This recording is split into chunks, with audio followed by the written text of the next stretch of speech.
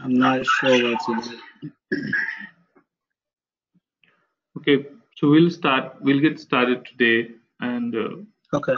and we'll repeat for them. So once they join.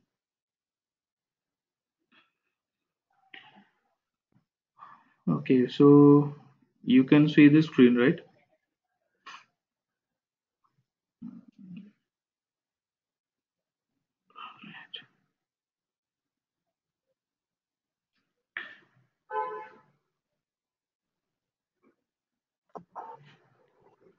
Well, so today we are going to start with Amazon VPC, and we call it Virtual Private Cloud. So why we call it Virtual Private Cloud? Because the resources that we create on the cloud, we can make it isolated. Isolated means it's up to us that who can access our resource and how can they access our resource. So when we have that flexibility to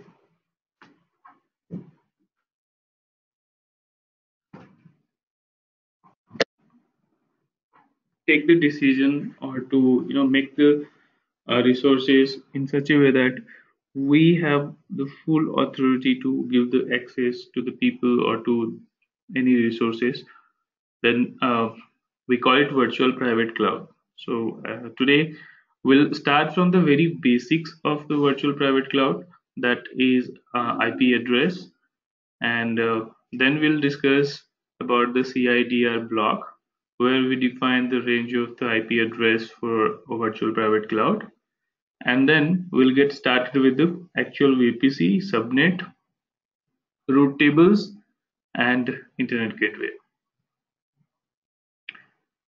Okay, so Trilok is also joining. Uh,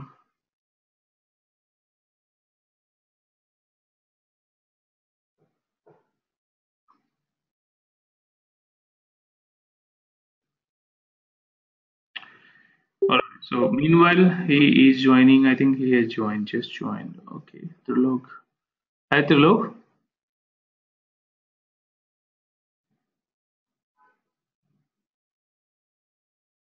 We just started, and we were just talking about the IP address. So we'll move on to the next slide. Okay, so IP means Internet Protocol, and the IP address is you can say just like the unique address code for the IT resources. This is the fundamental block of IT networking. There are two type of IP addresses in terms of version, and most widely we use IP version 4, but we also have IPv6, which is there in the IT market but very rarely used. If we see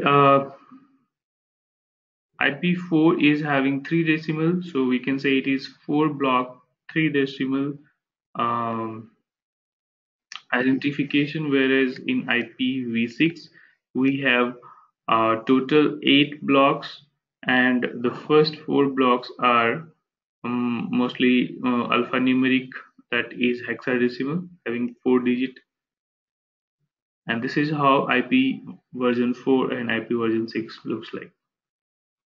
So for our purpose to understand the VPC end-to-end, we need to understand the IP version 4 and what are its block, how it is being designed. So architecture-wise, we have to have the understanding of IP version 4. So we'll take the IP version 4 for the rest of the class now, and let's get started for IP version 4. So if I expand the IP version 4, the IP that we can see here is 123.456.789.211. So we have 4 different blocks here, and this is the this is the decimal representation of the IP address. But when we look at the back, that what happens at the IP address at the back, then it is 32 bits of the binary digit. And if I expand it here, let's take the example of one IP address 2.255.0.38.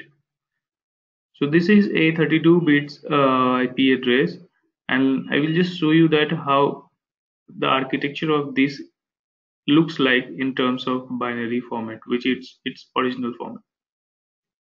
So here the first 8 blocks 00000010, this is the first 8 block, and if you convert this into decimal, then it will turn up as 2. And the next block, if you see 11111111, so again the next block is 4 to 55. So if you convert all the blue blocks, then it will turn into 255. Binary, in the binary format, it looks like 11111111 8 times 1. And if you convert this into binary decimal, then it will turn up like 255. So these are the first 2 blocks of the IP address, first 8 bits and the next 8 bits, total 16 bits.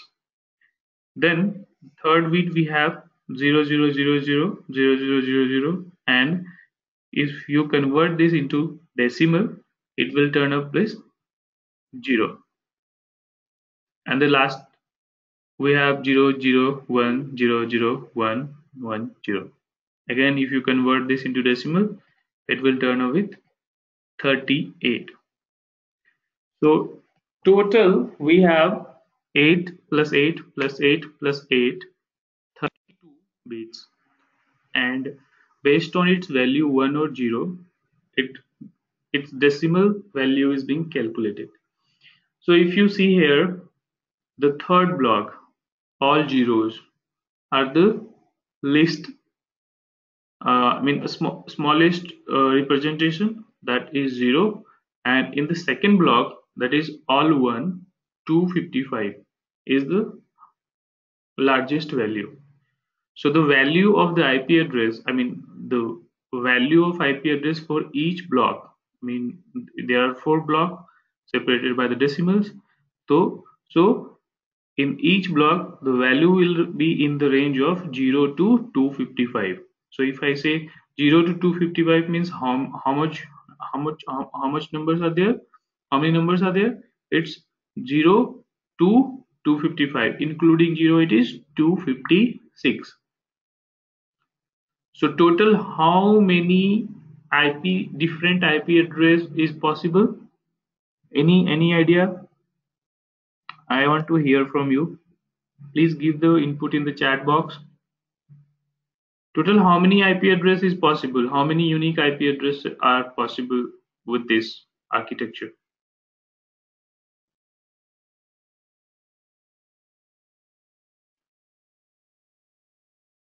No input?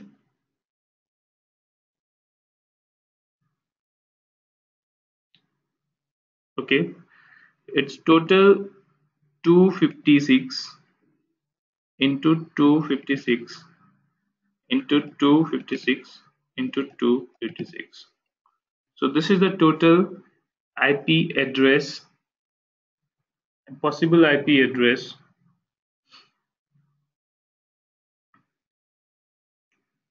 Now let me take you to the CIDR block. So this is how IP address is being designed, and the minimum IP address that is possible here, let me show you in the next slide here. So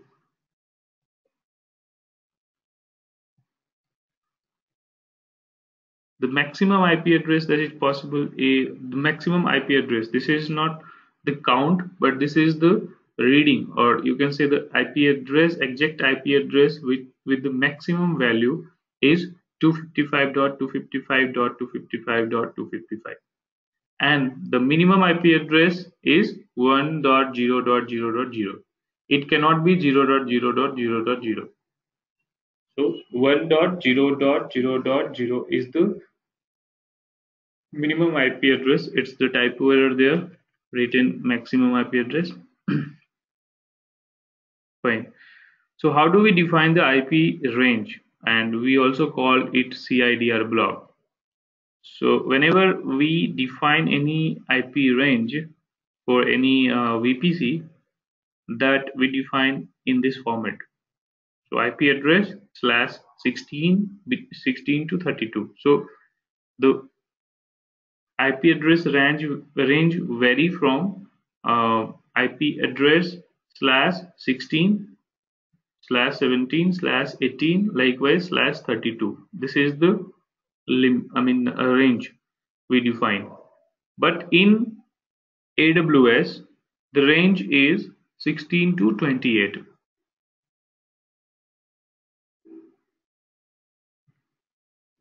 Okay, I will give you one example here.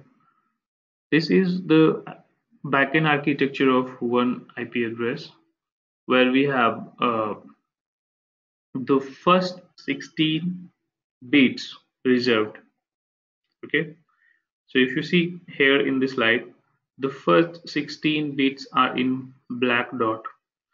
So in black color, this is reserved. You cannot change this. So once you define this, you cannot change this. And rest of the 16 blocks are changeable. You can change this. So if you define this in terms of IP, here you can see 2.55.0.0/16. So /16 means the first 16 bits are reserved. So first 16 bits means the first 8 block plus next 8 block, total 16 block. So first 8 block will be 2, next 8 block will be 255. So 2 and 255 will not change throughout the IP range. The next two blocks 0 0, so the one in green and the one in brown. So these 8 plus 8 16 bits can vary with their values. So this 2 and 55 will remain there, and when we see the range of this IP address, then 2.55.0.0. So .0.0 is the first IP address, and it will go up to 2.55, will never change, then .255.255 means 0 to 55, 0 to 55. This is the range. So this is how we represent the IP range here in the networking. I'm taking another example here. 2.55.0.0/24. /24 means the first 24 bits will be reserved and the rest 8 bits can vary. So if I explain you with this diagram, first 8 you can see in the block black color, then 1 2 3 4, so first 8 green color, so including this 16 plus 4 10, then next 4 1 2 3 4, so all the black color and all green color. So these 16 plus 8 24, so all 24 blocks will be reserved. Only last 8 block means only the last block of the IP address, that is 0, will vary. So what will be the range of 2.55.0.0/24? Anybody any idea? Could you please reply in the chat room? What will be the IP address? What will be the IP range for 2.255.0.0/24?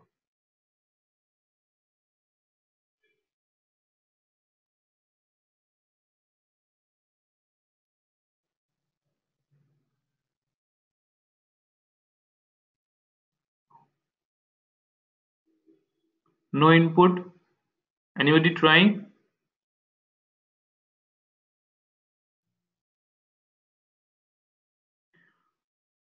Tilok. Okay, so Tilok, this is not correct. I'm talking about the IP range, but I'm getting some IP addresses. See, I'm giving you a hint. So here it is /24. /24 means the first three block, or you can say the first 24 bits will not change. So it means 2.55.0.0. So 2.55.0 will remain same for each and every IP address. What will vary? The last block. The last block means the last 8 bits. Last 8 bits means it can start from 2.55.0.0, and this is the first IP address, and it will range up to 2.55.0 because 2.55.0 will not change. What will change? The last one. Last one means 0. So it can be 2.255.0.0. This is the first one, and 2.255.0.255. This is the IP range which I texted in the box. It can, and there could be some other IP address which will fall in this range. This could be 2.255.0.1. It can be 2.255.0.2. It can be 2.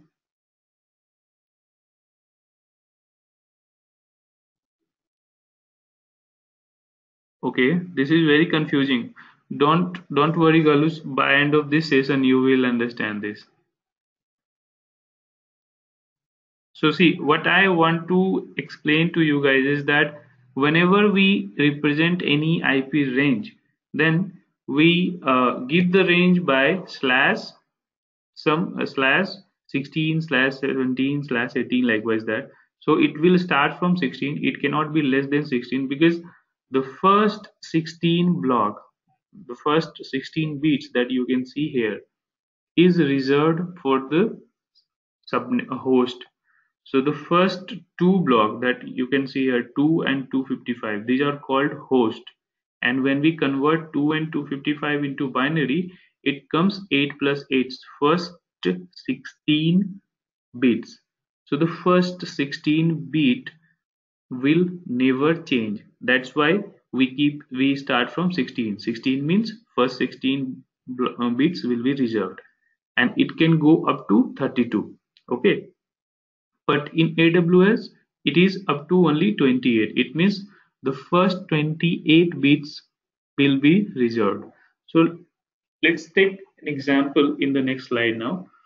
Uh,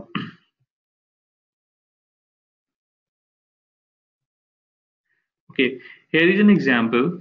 I will explain you this example in very simple terms and simple language. Please stop me whenever you do not understand this, so that I will again explain you. It is very important to understand the CIDR block in AWS VPC. Okay, so I have this IP address 10.0.0.0/16. So /16 means the first 16 bits will not change. So what will come in the first 16 bits? 10.0. In first 8 bits, it will come 10 will come, and in the next 8 bits 0 will come. So in the first 16 bit, which IP component will come here? 10.0. Then we are left with two more components, that is 0 and 0. So this 0 and 0 can change. Let me explain with the diagram here. Okay, so this is the first component. First component means 10, and if we talk in the bit in terms of bits, it is having the first 8 bit.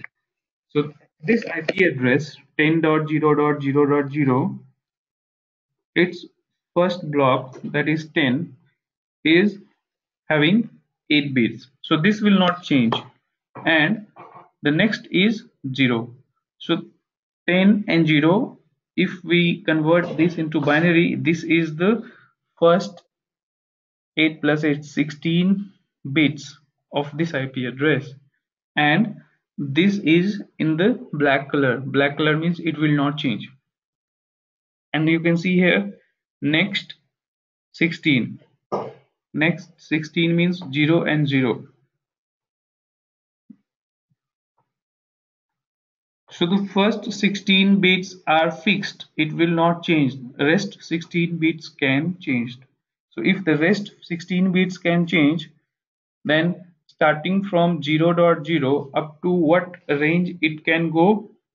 It can go to maximum all the bits could be 1. So it can go to 255 and 255. Yes, Trilok, this time you are right. Exactly.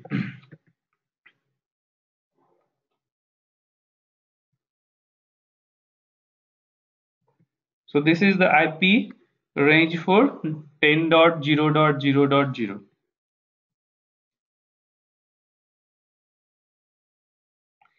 Did you get, Chris, did you get this? Congo, did you get this?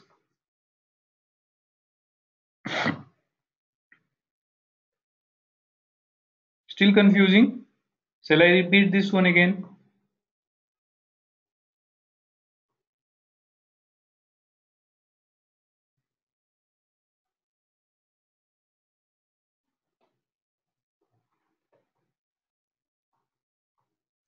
Oh, I didn't get any reply. Oh, I got one. Okay, let me repeat you again. Okay, I have another example. So let's repeat this one with another example, fresh example. Okay. Well, so example number 2, and this time I have changed the range. So earlier I had the range of 16, so now I have changed it to 24. Okay, 10.0.0 slash 24 slash 24 means the first 24 bits will be fixed. It will not vary. So first 24 bits means what? 10 plus 0 plus 0. Okay, yes, good. So this range will be fixed, and the last digit means last 8 bits will vary. So last 8 bits, the minimum value of 8 bits is 0, and maximum value of 8 bits is 255. So the last component of this IP address 10.0.0.0, so last component will vary. So let me help you with the diagram here. This is the first 24 block 10.0.0, and all these 24 bits are in black color. It means that this will be there for, this will remain constant for this IP range, and the last 8 bits will change. So the minimum value of last 8 bits is 0, and the maximum value is 255. So what will be the range of this IP address then? What will be the range now?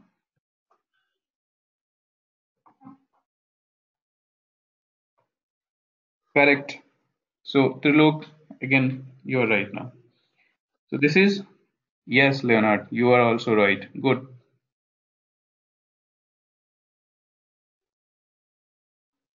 Okay, Leonard, any IP address that will fall under this range? Just for example, could you please help us with any IP address that will fall under this IP range? You have just helped us with the very first IP address and very last IP address. So please help us with any IP address that will fall in between. Yes, good. The Congo, you are right. Okay, let me move on to the next example. Now the next example we have is 10.0.0.0/28. 28 is the maximum range that you can define. It is not the maximum range. Actually, it is the minimum range. So when we define 28, it is the range which will have the minimum IP address in it, and the permissible IP range in AWS VPC is /16 to /28. So when we define /16, it means we are reserving only 16 bits and rest of the 16 bits will vary. So how many numbers will be there? 255, 256 into 256. So total 65,000 something will be the IP address. And in /28, how many IP address will be there? Guys, any guesses? We have 28 bits fixed.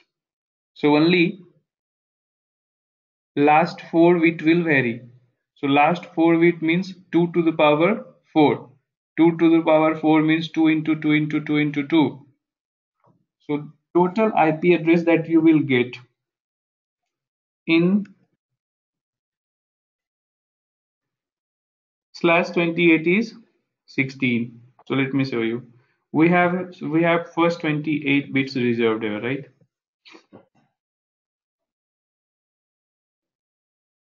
We have first 28 bits reserved, and the last 4 bit 0000 last 4 bit will vary. So this is the minimum and this is the maximum. Here in the second one you can see the first 4 bits are black and the last 4 bits are in the red. So starting from 0000 to 1111, this is the maximum. So it will be, guys, I have done one mistake here. Could you please identify? Anybody?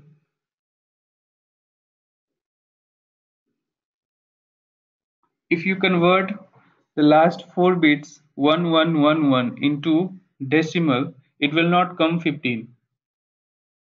I mean, it will not come 16, it will be 15. So I have just made a mistake here. Did you get this mistake?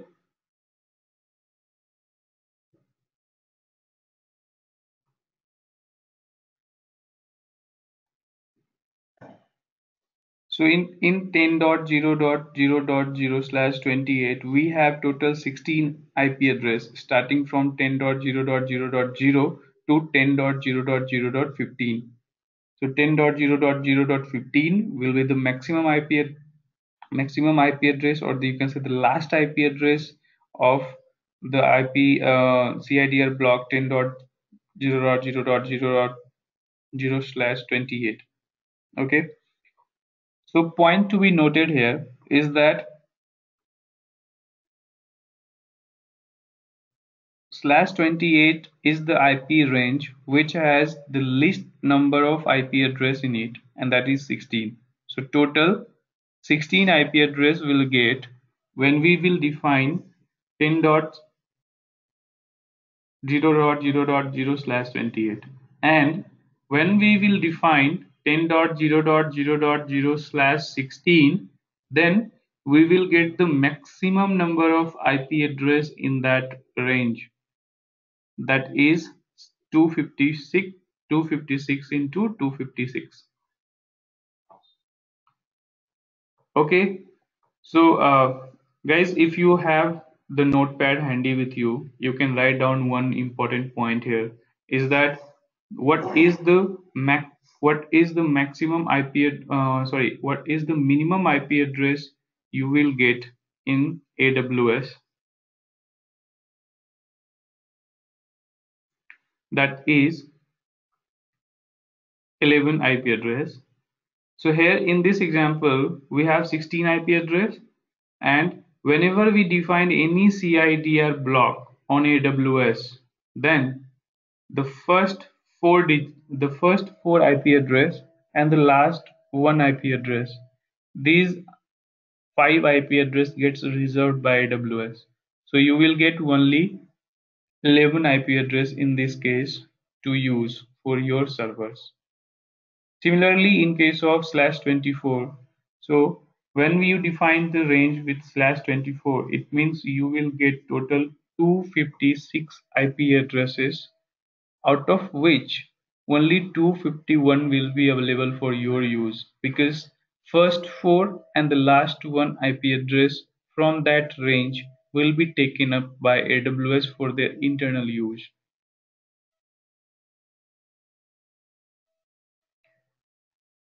Okay, now let's move on to some exercise. I have some exercise for you guys. So, Yeah, Vikas. yes, Can you just repeat this last 24? I didn't understand. If you say 28, sorry, 28, uh, you, here the calculation is 2 into 2 into 2 into 2, right? The total 16 IP addresses here you are giving. yes. And if the stating to earlier scenario, if it is a bar 28, only 4 bits can be considered as reserved, right? In the last octet. No, so the last four bits will be variable. So here on the slide, if you see, the first 28 bits are static. You cannot change it, or this will not get changed in the IP address range. Last 4 bit will change. Only last 4 bit will change. So the last 4 bit means it's 2 into 2 into 2 into 2. So that's 16. So you will get total 16 different IP addresses in this range, starting from 0 to 15. The 16 is by mistake I have written here. Okay. So including 0 to 15. So 10.0.0.0 is the first IP address, and 10.0.0.16 would be the last one. Including 0, it's total 16. And first 4 will be consumed by AWS, last one will get consumed by AWS. So total you will get 15 IP address in this case. 15 not, in total you will get 11 IP address in this case.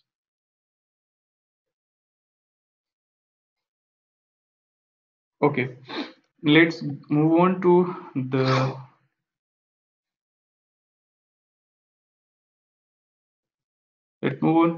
one exercise, and I expect you people to actively participate in the exercise.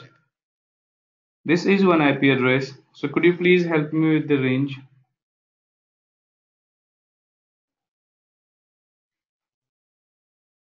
Guys, I want answer from everyone. Unless I get answer from everyone, I will not move ahead.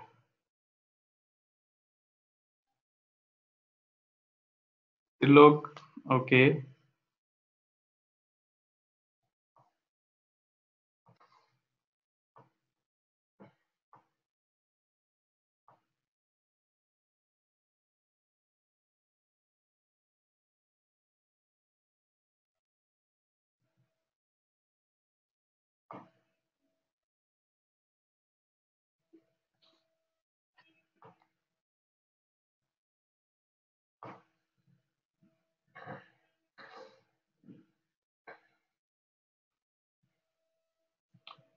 What about others?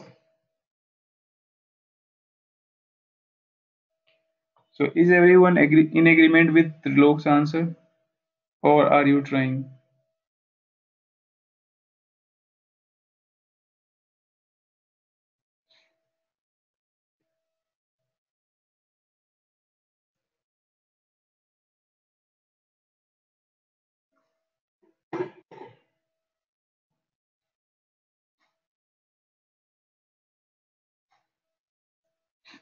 Chris,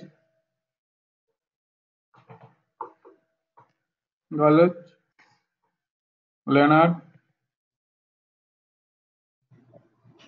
I think his answer is correct. Okay, good. So you got it now. Let's move on to the next one. So this is the IP range, and the total number of IP address in this case you will get 256, starting from 105.0.1.0 to 105.0.1.255. Okay. So next point is that will you able to get, so this is the one IP range. I have given you one IP range. Can you take two different IP range, I mean two sub IP range of one IP range? So this is very important because when you will be creating the VPC and subnets, for VPC you will be giving the larger IP address range, and for subnets, you will be giving the sub-IP range of that particular larger IP range. So that is very important to understand. The next slide is very important. Here we have another exercise where we have 10.1.0.0. So the IP range will be 10.1.0.0 to 10.1.255.255. So whenever you create any VPC, the CIDR block range, I would prefer you to go ahead with /16. The maximum pool of IP address will come inside that. So that you can easily create multiple subnets with this sub IP range. The total number of IP address here is 256 into 256. Okay, so the next question that I have for you guys is find two sub-range of this IP address. Could you please try, everyone? Find two sub-range of IP address. So you have the range 10.1.0.0 is the range of /16 is the range of IP address that you have. So I want you to create two sub-range. Sub-range means you can go ahead with any range. I mean any range that with 24 or 20. 10 dot. So Nkongo, you are right. Like this is the one particular IP address, but we need to find two IP range. It's not one IP address. We need to figure out two IP range.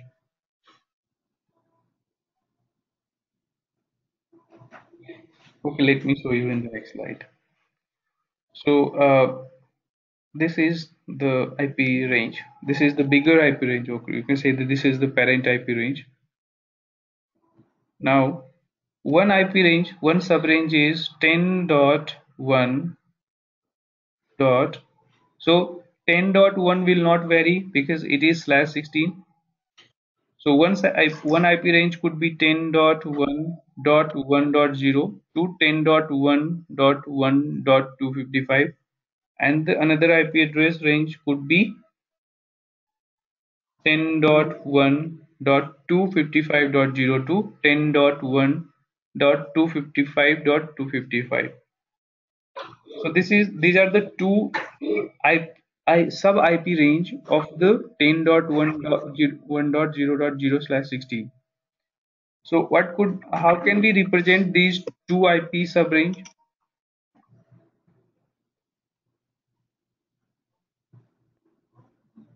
How can we represent these IP ranges as sub IP ranges? We have the minimum and maximum IP listed here, but how can we present it in form of a CIDR block? Okay, I'm typing, you can say I'm helping you in the chat box for the first IP subrange.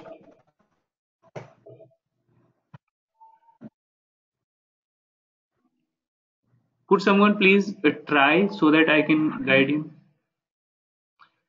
The first IP subrange is starting from 10.1.1.0 to 10.1.1.255.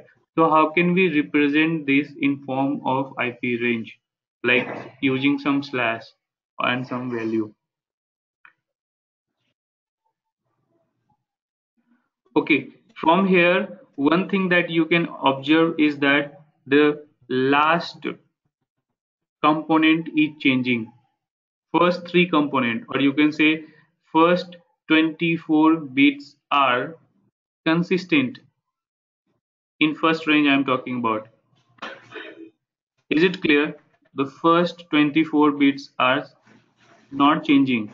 10.1.1, 10.1.1, both are there in the first IP address and the last IP address. What is changing? The last component. So last component is changing from 0 to 255. It means the last 8 bits are varying. So if you type this in terms of CIDR block, it will look like 10.1.1. Yes, the log, you're right. 10.1.1.0/24. So this is the first sub-range, or you can say the first IP sub-range. What will be the second one? What will be the CIDR block for the second IP range, second sub IP range that is listed here?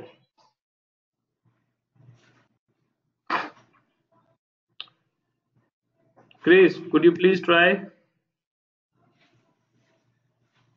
Or Leonard, could you please try to get the CIDR block or of IP subrange 2? Again, here also the first 24 is same. Yes, it is right, Flo. Okay. Now, these are the two subranges that we were discussing, right? I want everyone to come up with at least one subrange now. Just like we have two listed here, I want everyone to come up with their own. But that should be a subrange of 10.1.0.0/16. Everyone, please try. I will help you. I will help you at the end. But this is how you will learn.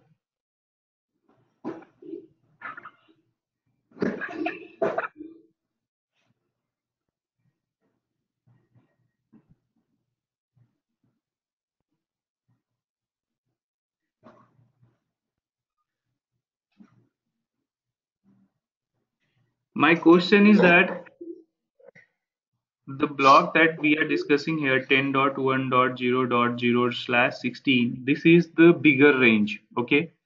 And if you see down, we have two subrange which is coming inside this range, 10.1.1.0, and the another one is 10.1.255.0. So these are the two IP ranges that we have discussed in the slide.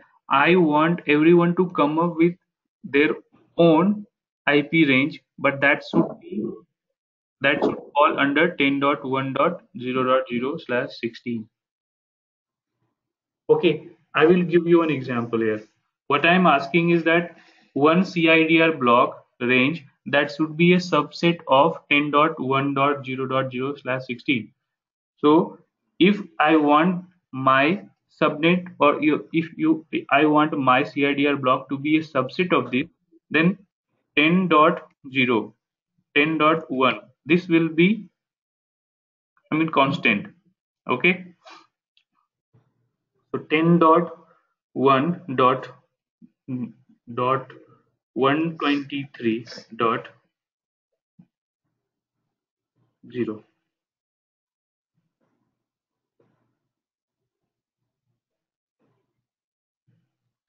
/20. Okay, I got one input from Congo that 10.1.255.10. Okay, so this is one particular IP address in Congo, but we are expecting the range. So the range should look like 10.1. something. No, Trilok, you are also coming up with the IP address starting from 1 to 20, but this is not a range.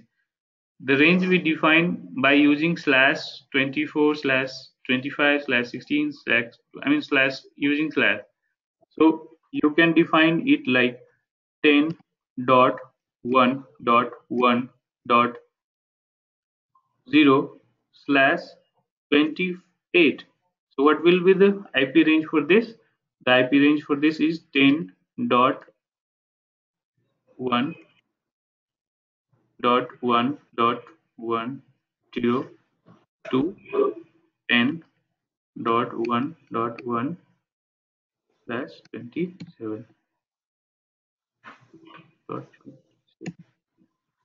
Okay, so this is one of the IP range which will come under this.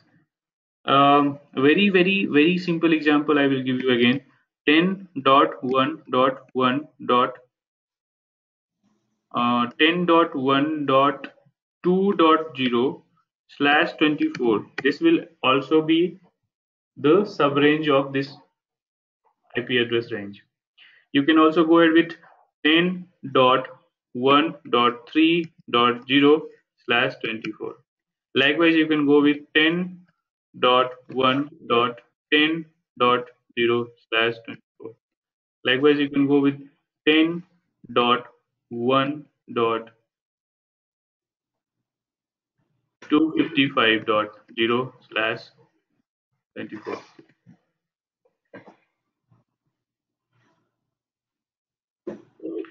So in this case, you will have total 256 subrange with 256 IP address in each. So in the first subrange we have total 256 IP address. In the second subrange you can see the total number of IP address is 256. So once you keep on changing the third digit, that is 1. So in the first IP address range we have 1.0, in the second IP range we have 255.0. So you can take anything between this, like 2.0, 3.0, 4.0, 5.0, 6.0, likewise 100.0, 200.0, 220.0. So you will have total 256 subrange with equal IP range, that is 256 IPs in each. So this is how you will create the CIDR block for VPC and CIDR block for subnet.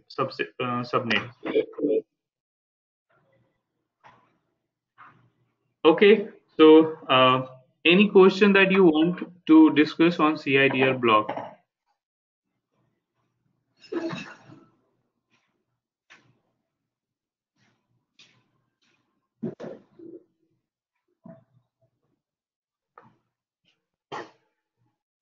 No question? Okay, what I expect from you guys is that you do practice on this. Take any IP range for /16, the bigger one, which is the maximum one, and try to what does reserved part do in the CIDR block. Okay, so the reserved part is the host. We call it host. So 10.1 is the host, and remaining part is called the subnetting. So we cannot change the host for one VPC. So host will remain same for all the IP addresses. In networking component, the first two IP address part is called host, and we do not change it for one particular host. And whenever we are creating one virtual private cloud, it remains with one host, and we cannot change that. Okay, so now this was the prerequisite that we were discussing, and understanding that everyone is not from the networking background, we have to cover this CIDR block from the very basics so that people do not face any problem in learning VPC. So we are done with the very basics of the CIDR block, and by now you will be able to create the CIDR block for your VPC and the CIDR block for your subnet, and that is the motive of our learning for CIDR block IP address range. If you have any doubt, reach out to me, or you can also do the practice using the slides. So I will share you the slide and you can practice it. Okay, now moving on to the VPC, as we discussed, it is virtual private cloud. So this is the logical isolation of the cloud infrastructure. So whatever resource that we set up on the cloud, we isolate them using the VPC. It reserves the range of our private IP addresses for the resources. So whenever we create any any resource in this particular VPC, then the resource is getting the IP address we call private IP address from the range of CIDR block that we have defined. So if we have defined 10.1.0.0/16 is the IP address range we defined for the VPC, and let's say I have launched one EC2 instance. So the EC2 instance can get the private IP address ranging from 10.0.0.0 to 10.0.255.255. The private IP address range is uniquely defined in AWS network with the VPC ID. So this means that there could be two VPCs or multiple VPCs having the same private IP address, but the resource launched within that particular VPCs is being uniquely identified by the VPC address, VPC ID. So the VPC ID is unique across the AWS network. VPC is specific to the region. It cannot be a global or multi-regional. So whenever we create any VPC, it is region specific. It will be available within that region only, and the resources can be created inside that VPC for that particular region only. We cannot find the same VPC in another region. Each VPC is uniquely identified by its ID, but not by the range of defined IP address. So when we define the IP address for when we define the range of IP address for one particular VPC, that doesn't become its unique identity. The unique ID of that VPC, which is getting auto-generated after the creation of the VPC, becomes the unique identity. Two VPC can have the overlapping IP address or range. So I mean, it means that when we define the range, two VPCs can have the same range, or two VPC can have the overlapping range also.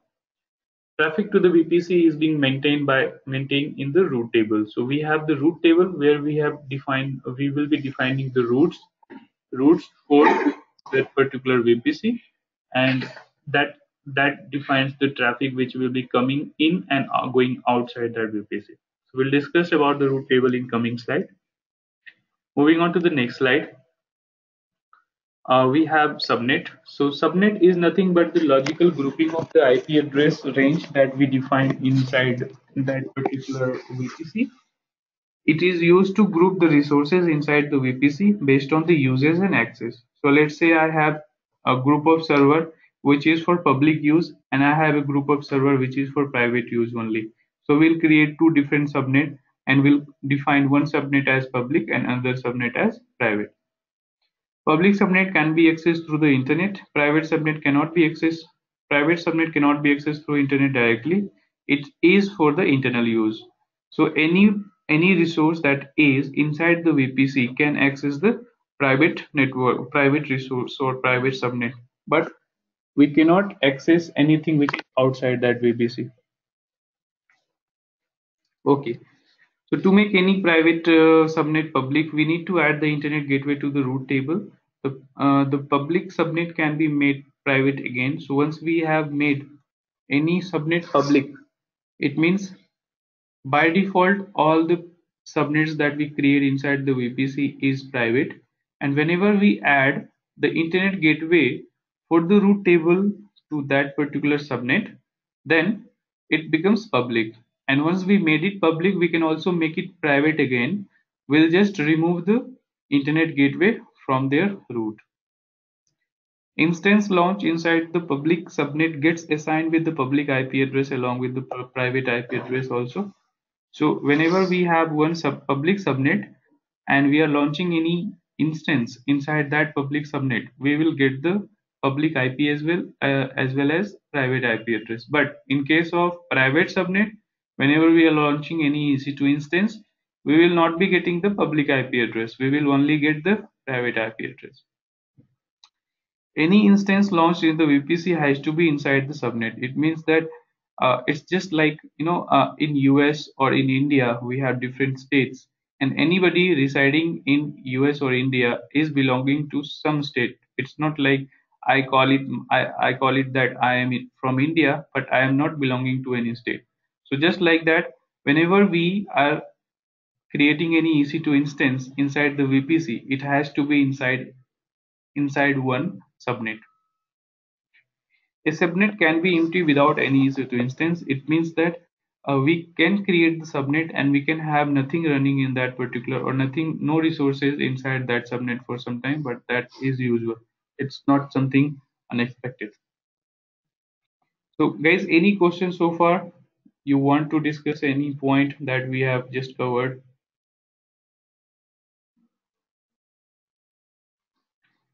Okay, no questions. Then I'm moving ahead.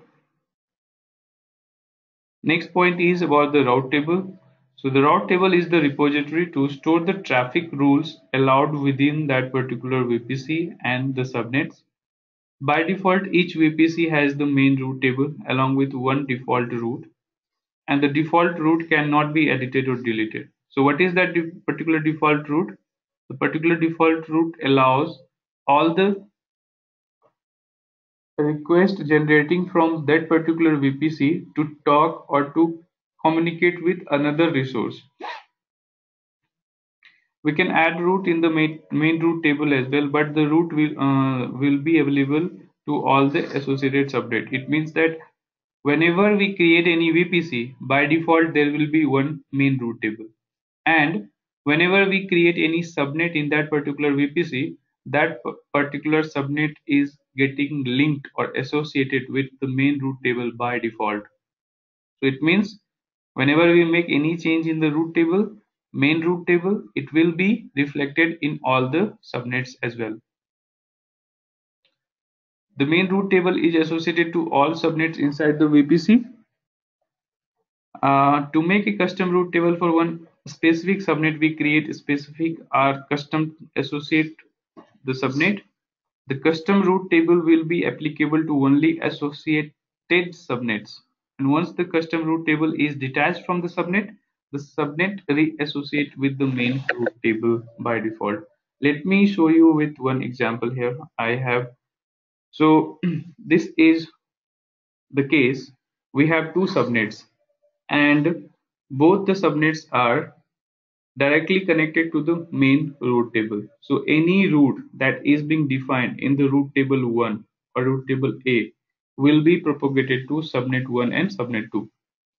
In the second case, I have created route table B, and route table B, I have made route table B public. So now subnet 1 is by default attached to route table A, and subnet 2 I have associated with route table B. So in this case, there are two different route tables for two different subnets. Now in the third case, let's see that let's say that I have attached both the subnet to route table B. So in this case, both the subnets will become public. What if I delete route table B? Or what if I detach both the subnets from route table B?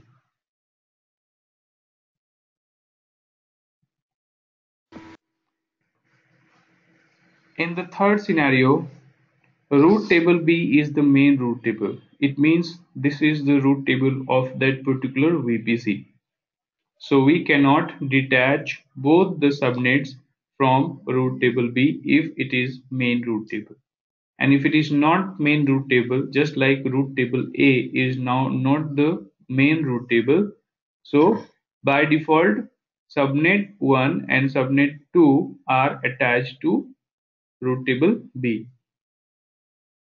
Even if subnet 1 is not directly attached to route table B, you can see there is no orange line between subnet 1 and route table B, but there is a dotted line. Dotted line means subnet 1 is not directly associated with any route table, but internally by default it is associated with main route table, and here the main route table is route table B.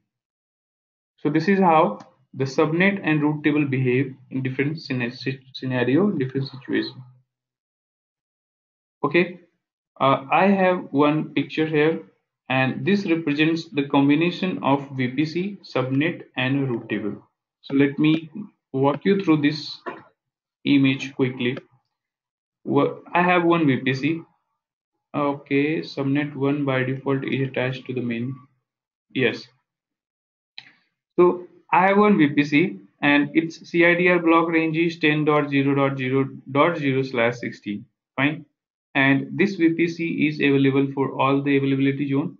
So in availability zone 1, in availability zone A, I have created one subnet. And the subnet and for the range I have given 10.0.0.0/24. So this is a subset of 10.0.0.0/16. So this is the first prerequisite. Then you see I have launched one EC2 instance, and the EC2 instance private IP address is 10.0.0.6, which is nothing but the one of the IP address from the range of 10.0.0.0/24, which is the CIDR block for the subnet. Now I have two different root tables. So by default main root table, you can see the destination is 10.0.0.0/16. It means that any traffic which is originating from this particular VPC can target to the local. Target to the local means any resource within the same VPC. I wanted to make this particular subnet public. So what I did, I created another custom root table. I could have added the rule in the main root table also, but had I added the rule in the main root table, all the subnets within this particular VPC will get public. So keeping in that mind, I created another root table so that I will link the particular custom root table to the subnet which I want to make public. So after creating a root table inside the particular VPC, the first rule, or you can say the first root 10.0.0.0/16 and the local, this is the by default rule, or you can say the root that is being created for all the custom roots which we create inside that particular VPC. So any root that is defined in the main root table will be copied to particular custom root table of the VPC. Any question that you have here? Okay, everyone is silent.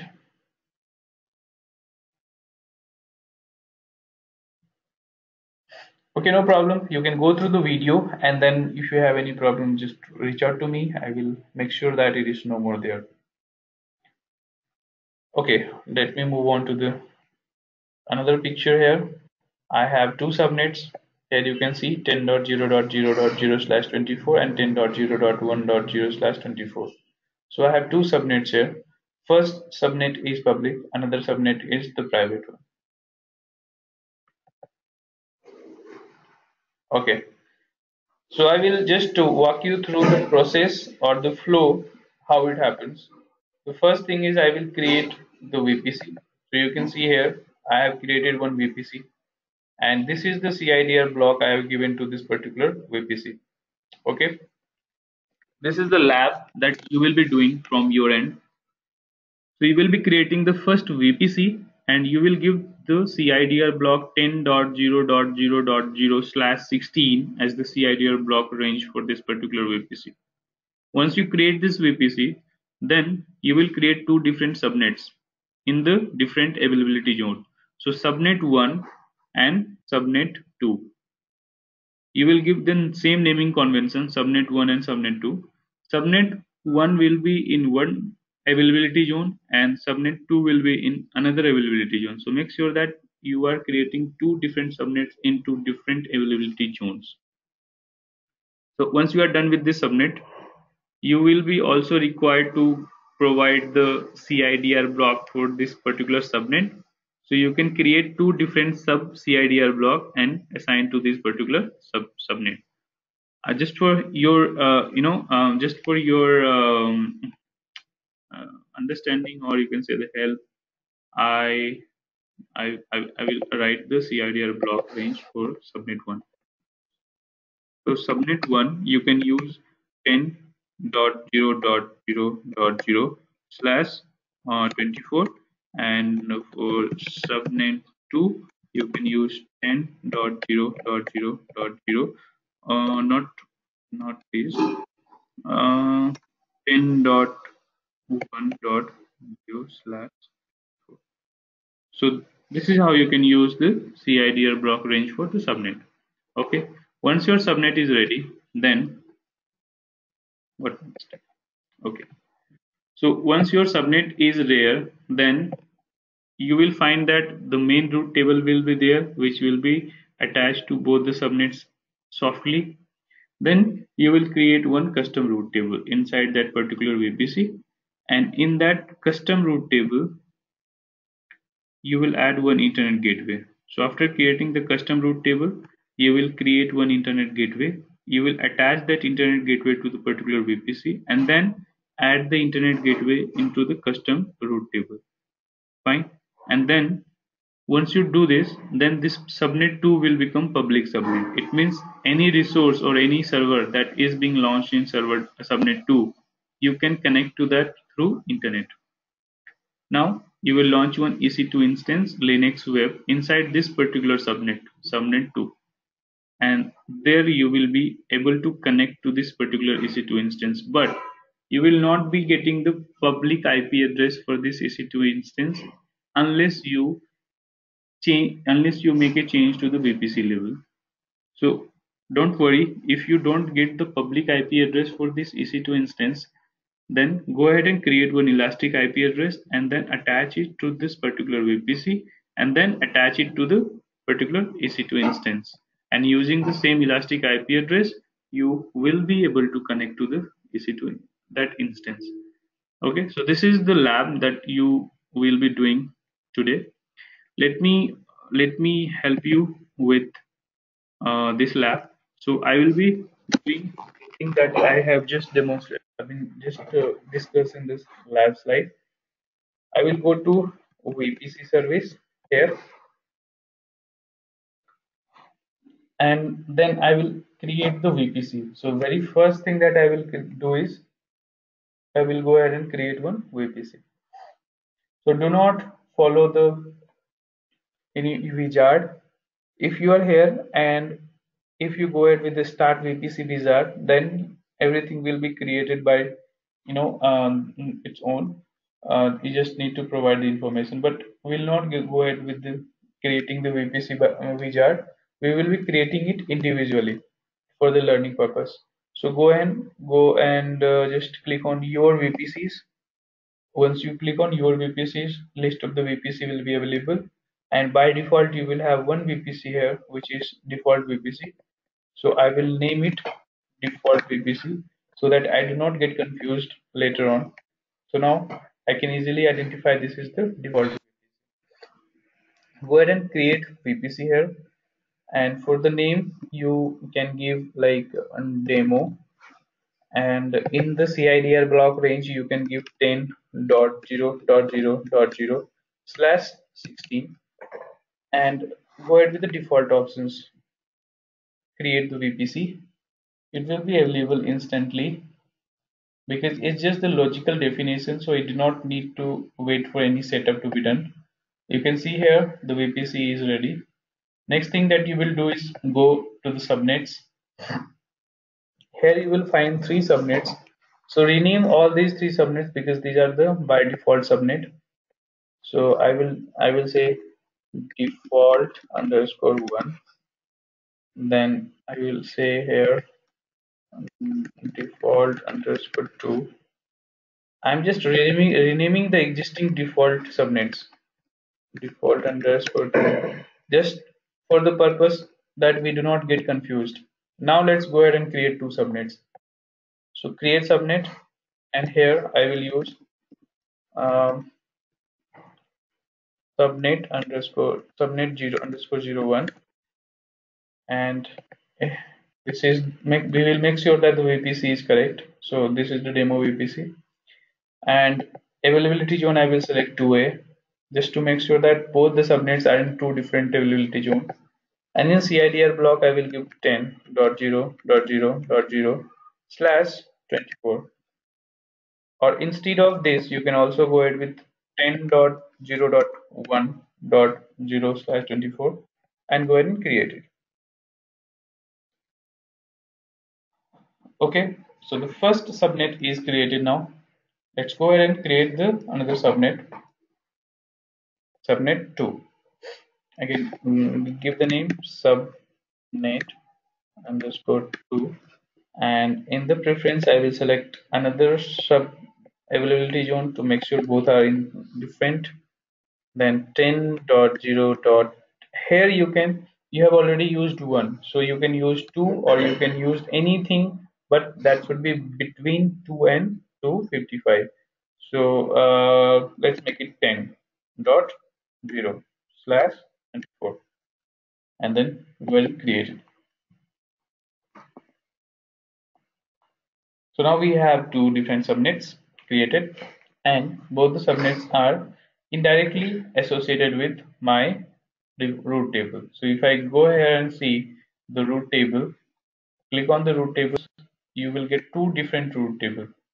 One will be for the default one, and another one will be for the VPC that today we have created. So you can see here for the VPC demo, I have this root table ending with 433. And this is the root table, and if you see the by default rule of this root table, then this is the root. So this is the destination means the origin from where the traffic will come, and this is the target, this is the status and propagated one. Now you see there is no option to delete it. You will not be able to delete this particular root, but you can always add the root to this particular root table. Okay, but will not touch the main root table. We'll go ahead and just rename it demo underscore main underscore rt. It means this is the root table, main root table for the demo VPC. Demo underscore main underscore rt. So this is just for to identify the root table. Now let's go ahead to the internet gateway here and create one internet gateway. So this is for the default one. We just rename this for default underscore IG internet gateway. Now create another internet gateway, demo underscore IG. And once we create the internet gateway, then we need to attach it to the VPC. So I will attach this to the demo VPC. Okay, now yes, so you can see it is attached. Next we go to the root tables here, and this is where we will be creating another root table, and this will be the custom underscore demo underscore rt, and make sure you are selecting the right VPC, then create.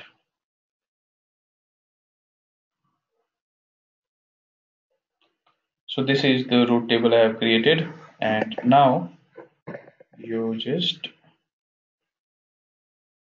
edit the roots here. So in the roots, click on add another root, and here type 0.0.0.0/0. It means any IP address. This is the range given for the open IP address, means in the request can come from any IP address. And here if you just click, you get the internet gateway ID. So just select the internet gateway ID. Make sure that you are using the same configuration while creating the custom root table, and then click on save. Okay, so once you save this, you are not done. You will be done once you go and associate the subnet. So go to the subnet association here, and you see there are two subnets available. So click on edit, and after click on edit, you can select subnets.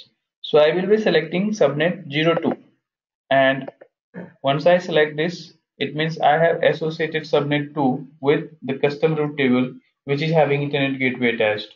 So now subnet 2 is public and subnet 1 is private. So this is how we configure this. Okay, so let's go ahead and create one EC2 instance. So this is what we will be doing the settings at VPC level. Now let's go ahead and create one subnet EC2 instance so that you can easily check whether your VPC settings are correct or not. So go ahead and launch instance. In the launch instance, I will be selecting this particular Windows server. Just for the practice purpose, we are doing it. You can select any AMI. Then go to the configuration instance, and here make sure that you are selecting the right VPC.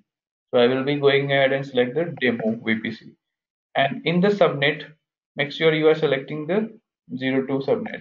Okay, now you see use subnet setting disabled. It means I will not be getting the public IP address. So intentionally I am public IP address. I will show you how to make the changes so that you every time you get the public IP address. But for now, since we want to use the elastic IP address here, we'll go ahead and launch the instance and we'll see how can we use that. So let's launch it, and this one is here, right? The next one. Okay, let me check the key pair if we have it. The key pair Linux web 1 is here. Okay, so we have the Linux, this one. Okay, go ahead and launch the instance.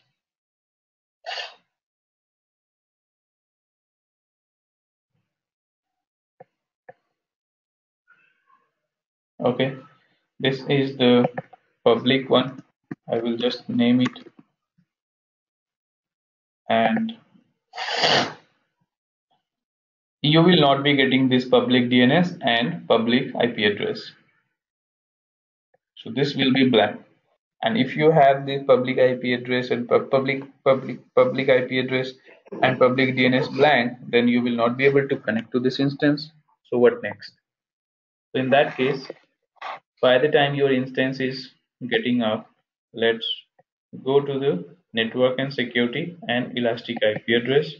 Open this elastic IP address in another tab, and here we will reserve one public IP address. So we will reserve one public IP address from AWS, and we can attach this public IP address to any instance that I want. But there are a few points related to elastic IP address. First is that in one AWS account you can have maximum 5 elastic IP addresses. You cannot exceed the 5 number of limit. Then another point is that once you allocate any elastic IP address in one particular region, you cannot use it in another region. Third point is that once you created any elastic IP address and you are not attaching that particular elastic IP address to any instance, then you will get charged. But if you are using that particular IP address with some EC2 running instances, then you will not be charged for the elastic IP addresses.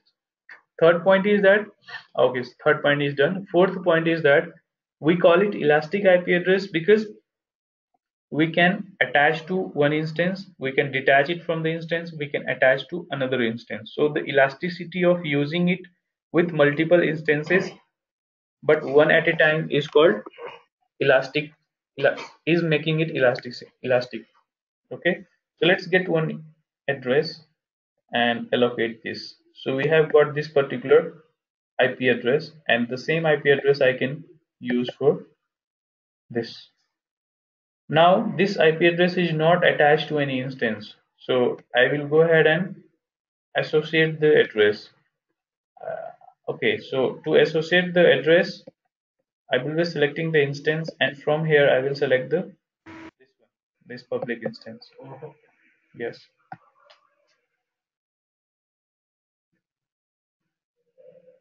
Okay, now just click on associate, and once you associate this, and here once you refresh this one, you see this same elastic IP address is appearing here in the list of public IP address. So now you have got one static public IP address. Earlier, by default, when you used to get the public IP address, that was dynamic. Dynamic means why dynamic? Dynamic means whenever our instance is stopped or restarted, the public IP address will be released and we will be getting a new IP address. So it means the IP address is changing for one particular instance. That's why we call it static. But now dynamic. But now we have got one static IP address, and even if this particular instance is stopped or it gets restarted, the public IP address will be attached. Okay, so Trilok, we are almost done. We are almost done. And I mean, once the instance is up and running, status is checked, you can directly connect to that particular instance and you can see that whether it is working perfectly or not. So I think you can leave for the day now. We are almost done, and I will be sharing the screen, I mean, the recording in the Google Drive. So you can go through the recordings. Okay, but please complete the assignment that we have just discussed through the slide, creating all these resources. Okay, bye bye. Okay, so let's by default the subnet is private. Okay, let me go through the question. Okay, so by default a subnet is private, but I think we have options to make it public. So is it possible to make both public? Yes. So I will tell you that how can we make both public. There are two ways. Just let's get connected to this instance, and let's say that if it is working perfectly or not. I will take up your questions in just few minutes. Okay, let me choose the file. So on the desktop I have Linux web1.pem, so I will be using the pem file here, and open it, decrypt the password. Here is the password. I will just copy this and I will download the remote desktop file here. Okay, so the file is here now. Let's open this.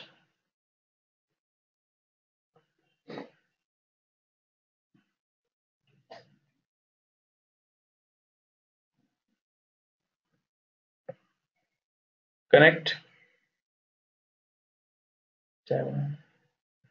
And here I will use the password. So once I use the password, let's see if we get it. Okay, so this is the sign of getting connected to the instance. Hopefully now we will get connected to the instance.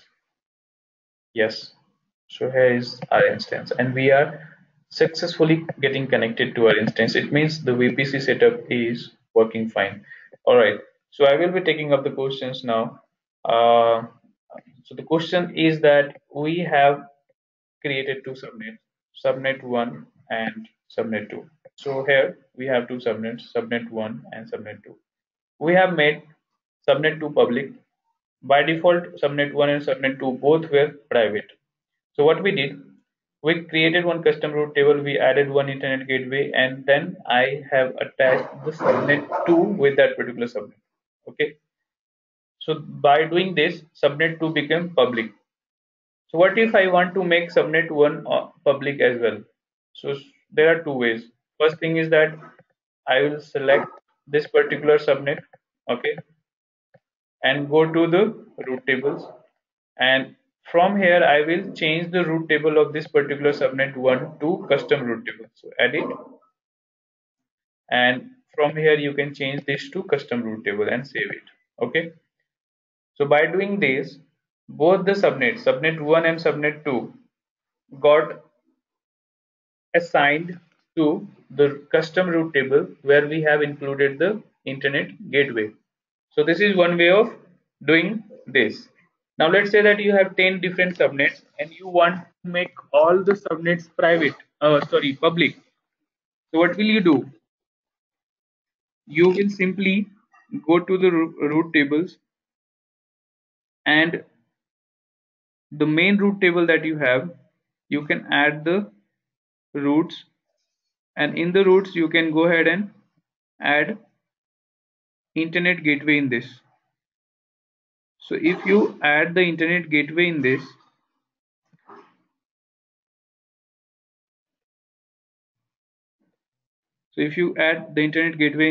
it means that you are making the main root table public, and all the subnets associated with this will get public. Okay, so this is the scenario where you have more than one subnet and you do not want to create any other root table and you want to make all the subnets public.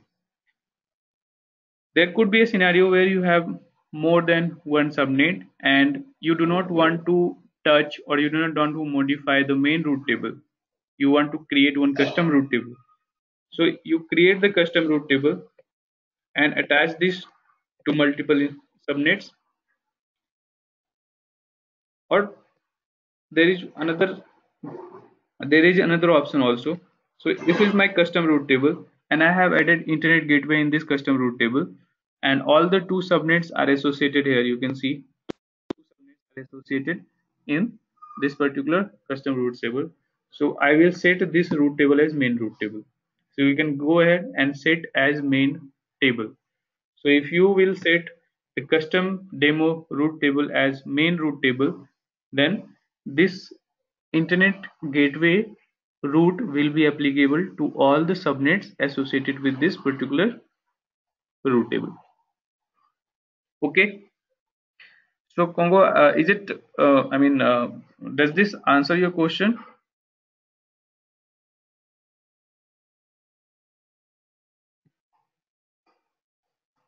Are you there?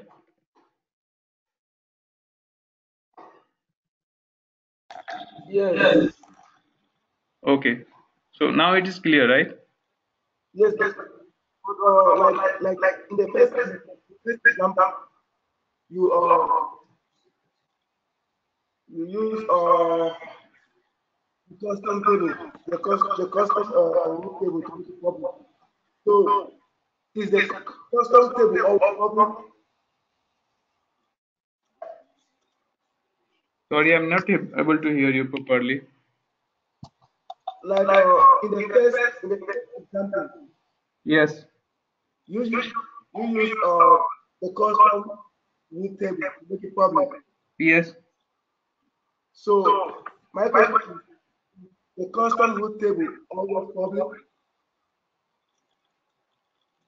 The custom root table will become public only if you add the internet gateway in the root. So here you can see this custom root table is having one internet gateway root here. You see this? So if unless this root is added to the root table will not be public. And unless the root table is public, you will not be able to attach any subnet to make it public. Right? Okay. So the very first step is that you create the internet gateway, then attach the internet gateway to the VPC, then add the root to root table for that particular internet gateway. Here you can see. Now, once your custom root table is having the internet gateway root, then whenever you add any subnet to this root table, your subnet will become public. Okay. Clear? Okay, so I have the recording now. I will be sharing this with